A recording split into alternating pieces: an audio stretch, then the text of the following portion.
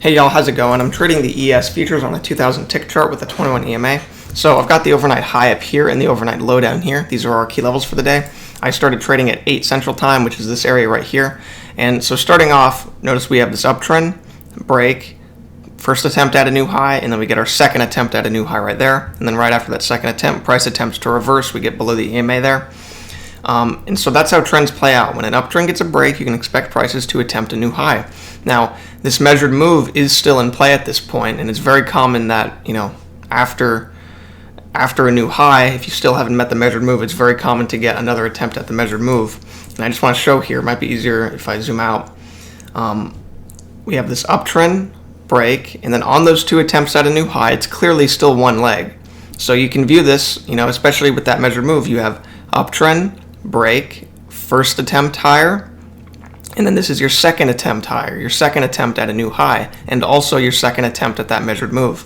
And so, sometimes it can be hard to spot that because you just counted these two legs up as the two attempts at a new high, and it easily could have reversed from there. Yeah, and then if it made a reversal pattern and pushed on down, then that would have been it for this trend. It would have played out. But it is very common to get a bigger picture second attempt at a new high, especially when you still have the measured move in play. And so anyway, I hope that's clear. And also I just want to show, after these two legs up right here in the attempted reversal, we had that reversal, very clear. After these two bigger picture legs up, we get the same thing, but on a bigger picture. So we had that bigger picture attempt up, we get a bigger picture reversal attempt. So I just thought I'd mention that. And so anyway, after we push down here, this would have been a great area for a reversal pattern. Say we push on lower and get a couple legs back. So we pushed on through this resistance here, a couple legs back, retesting. That could have offered a great short. Could have gotten a second leg down from here. But that doesn't happen. We just hold right here. There's no way to go long here safely. I mean, we just had a very sharp move down. We don't even have any attempts at a new low here. It just got very choppy and then just started pushing on up. So unfortunately, nothing there for a long. We test that overnight high right here. It's kind of staying choppy in this area. Really nothing. You don't want to enter right into that. That continues up. We have this channel forming here. And now we make a double top right here. It's, the wick is barely lower than that one. And we push lower. Now these two legs are clearly connected to each other. We broke out of that overnight high. We had our first attempt to fade. We pushed back in. We pushed back out. And now we're getting our second attempt to fade. This is clearly a two-legged move here. Now, we start that first leg down, and it's obviously not as long as this, so this second leg is not as long as this first leg here. And, it's very common you'll get another attempt at it. This measured move is in play, and so you'll have downtrend, break, first attempt lower, and second attempt lower. Because price wants to reach that measured move. It wants to complete that second leg. And so after that second attempt lower, it's very common to get a failure if price is unable to still reach it. In this case, we're being held up by this overnight high, and we have a very strong reaction there. And so this was a limit order trade. Notice the target's at 16. I ended up taking it at 15 because, I don't mind pushing it a tick out of resistance, but it was forming a triple top, at the overnight highs, and the overnight highs are a common reversal area.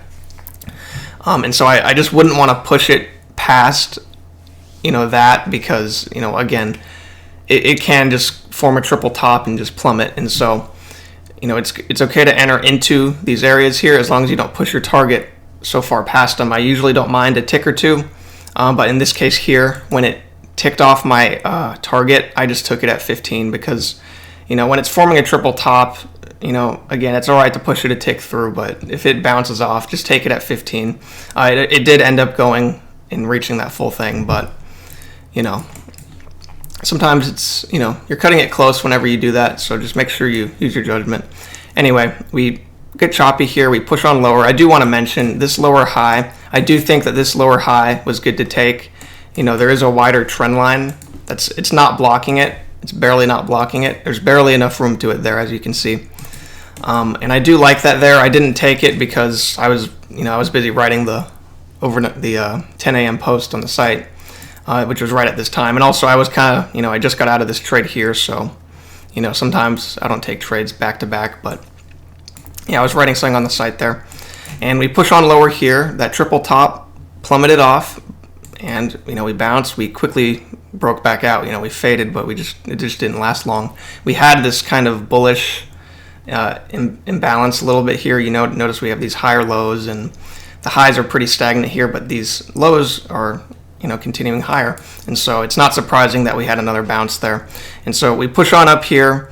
You know, if we had pushed up and gotten a couple attempts retesting the overnight high, we could have gotten a long, but we just don't get that. It gets very, very choppy here.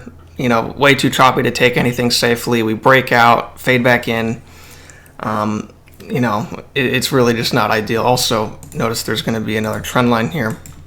So you don't want to just enter right into that just because you get a breakout. There's a bullish imbalance. There's trend lines blocking it. Just because you're at these highs does not mean you want to go short.